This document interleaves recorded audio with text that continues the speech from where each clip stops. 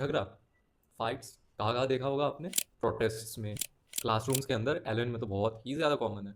फिर FIFA final के तुरंत बाद एक ऐसा ग्रुप जिसका पूरा करियर ही here we go, done deal made, इस पे ही क्या बना हो, अगर वैसे लोग झगड़ा करने लग जाए। मैं बात कर रहा हूँ फब्रिजियो वर्सेस फ्लोरियन प्लेटनबर्ग के बारे में।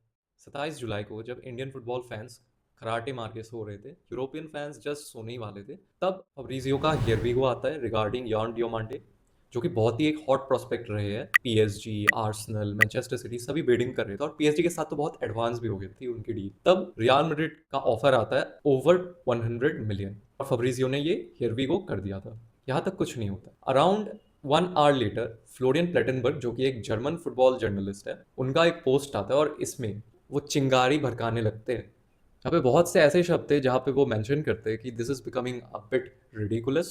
If a 100 million bid has been rejected, then it's pretty obvious the real fee will be over 100 million, isn't it?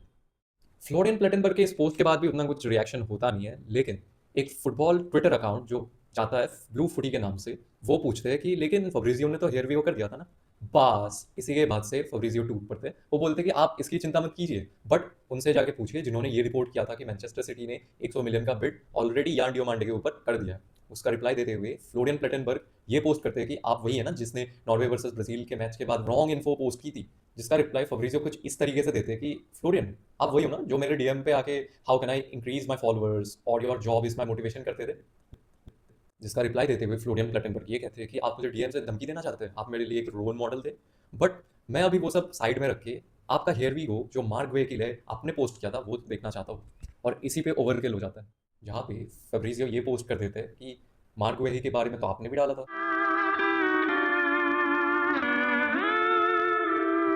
आपने ये चीज़ गौर की होगी कि जिस तरीके का इनका झगड़ा चल रहा था, और एक फुटबॉल जर्नलिस्ट है who goes by the name David Ornstein, और ये एक इस तरीके के जर्नलिस्ट है ना जो एकदम सटीक न्यूज़ देते हैं।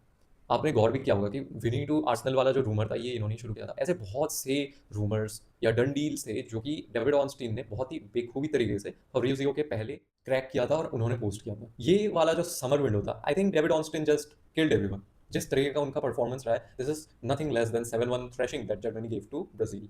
फब्रिजियो अभी भी बहुत ही रिलायबल एक जर्नलिस्ट रहे हैं, but regarding his recent ventures, जिस तरीके का रिपोर्ट उन्होंने टेर स्टेगन के लिए किया था कि वो आया जाने वाले, वो भी स्टॉल हो गई।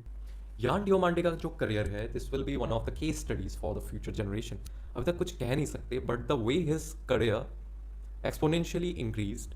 एक ऐसे प्रोस्पेक्ट जो आइवरी कोस्ट से आते, यूएस गए थे ट्रायल्स देने, वहाँ उन्होंने ट्रायल दिया था बॉर्नमाउथ, चेल्सी, रेंजर्स, ओलंपियाकोस, यहाँ तक क्रिस्टल पैलेस के लिए, जहाँ पे उनको देख के इजी और ओलिस ने प्रेस किया था कि ये बंदा ही will make it to the top of the football. But guess what, हर एक एकेडमी से उन्हें रिजेक्शन मिली, हर एक स्काउटिंग से उन्हें रिजेक्शन मिली, बट उन्होंने कभी आशा नहीं छोड़ी थी।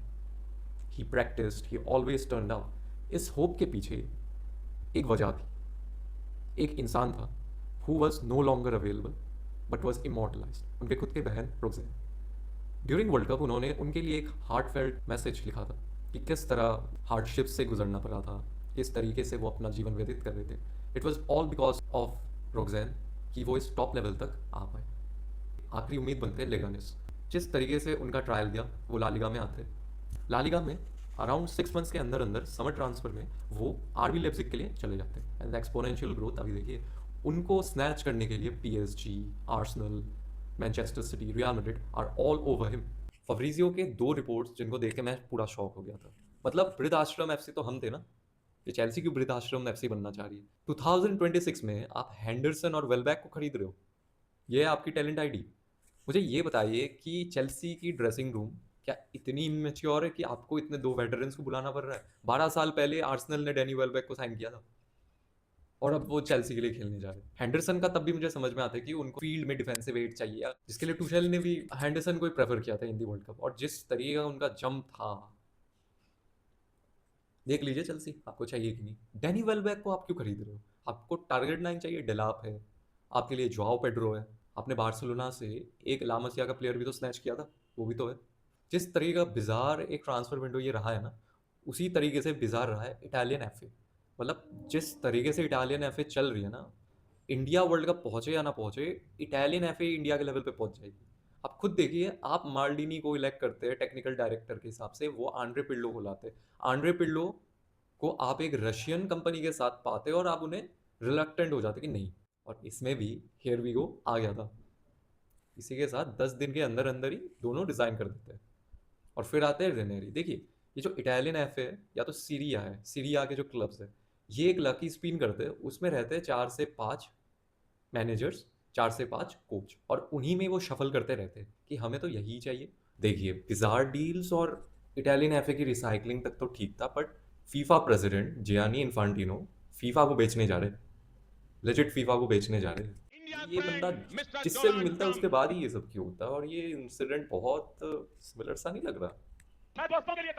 बात ये होती है कि Infantino informs other bodies like UEFA, CONMEBOL, CONCACAF, उनको इन्फॉर्म करते हैं कि आपको इस एग्रीमेंट में 40 मिलियन रुपीस मिलेगी, बट अगर आप रिजेक्ट करते हो तो 10 मिलियन मिलेगा। इसी को लेके हर एक कॉन्फेडरेशन अपना कॉन्डेमेशन देती रहती है, निकालती रहती है। सारे जर्नलिस्ट, सारे इंडिविजुअल्स जो भी है उस ओहदे के, सब कॉन्डेम करते रहते हैं कि ये क्या है, आपने फुटबॉल को बिजनेस बना दिया, आप बेच रहे हो। उसमें ट्वीट आता है सेप ब्लाटर का।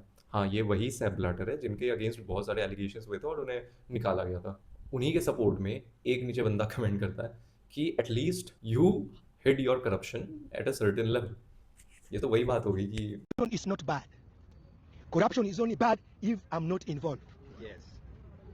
But if I'm part of that corruption, I'll defend it. और जिस तरीके का समर गया ना, आई डोंट थिंक कि इससे बढ़िया और एंटरटेनिंग समर तरीके क्या होगा, क्योंकि जिस तरीके से सब अनफोल्ड हुए हैं, अनलीश हुए हैं। एंड आई होप कि ट्रांसफर विंडो और भी अच्छी तरीके से जाएगा, अभी बहुत टाइम बाकी है। And we will be talking about all the deals, all the gossips and all the news.